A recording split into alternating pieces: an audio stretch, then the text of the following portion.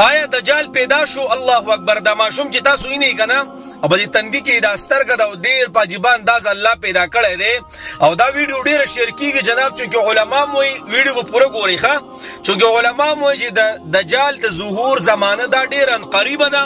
او څومره چې غټې غټې نښې دي هغه ټولې بس پوره شوي دي، بس یو څو پاتې دي جنابو او دجال راتلو واله دی. نو دا ماشوم پیدا شو، دا خلک دا ویډیو ډېره شیر کوي او وایي جناب چې بس نعوذ بالله دا هغه دجال دی چې نبي علیه الصلاة والسلام د پانه غوښتې ده. ګورئ دا ټولو نه مخکې ځان پوی کوي ښه،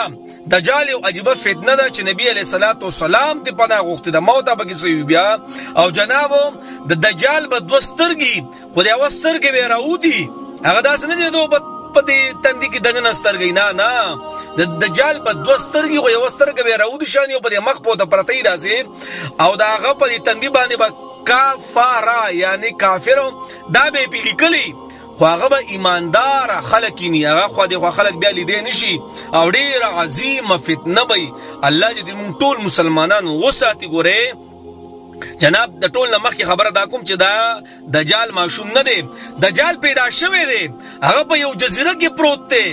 او نبی علیہ الصلوۃ والسلام چې کوم خبره وکړه نو صحابه سره ملاقات هم کړی دی. حضرت تمیم داری رضی الله تعالی عنہ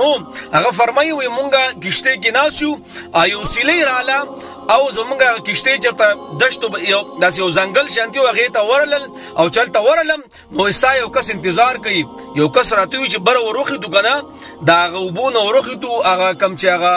ځنګل شانتې دی هغې ته وروخېدو نو یو کس پکې ولاړ دی وایي راځئ ستاسو انتظار کوي، مونږ یې ځان سره بوتلو چې ورلو یو کس په زنځیرونو کې تړلی شوی او ډېر عجیبه هیبت دی پې، یو عجیبه حساب کتاب پې دی او څه وایي وایي اخري نبي ډېر تپوسونه یې کړي دي، وایي اخري نبي راغلی دی کنه نو دا ورته چې او راغلی ظهور راغلی بس وایي زما ټایم نږدې دی. الله الله دا ټولې خبرې بیا نبي علیه الصلاة والسلام ته کوي. نبی علیہ السلام ته فرمای بالکل دا غ دجال دی، تاسو ته ما ویلو چې دجال شته او یو ځای کې گیر دی، نو جناب هغه به کله راځي او څه ټایم به راځي دا د الله په علم کې ده او داسې نه چې هغه به ماشوم پیدا شي او بیا به د خلکو د مخې پیدا کېږي او غټېږي او پلانې او ډینګرې نه، بس هغه به एकदम راوځي، هغه په یو ځای کې گیر دی د الله په علم کې ده چې په کوم ځای کې ده. زما نبي فرمایي د هغه به زړه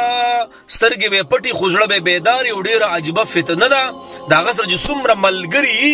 حتی تر دې پورې چې د هغه سره څومره ملګري د هغې د سارو غولانځې به غټې غټې او کوم چې مسلمانان دي او مخالفت یې کوي د هغوی غولانځې د دې سارو غولانځې به موچې شي، د هغوی په فصلونو باندې به اور ولګي او هغه له به الله یو طاقت ورکړی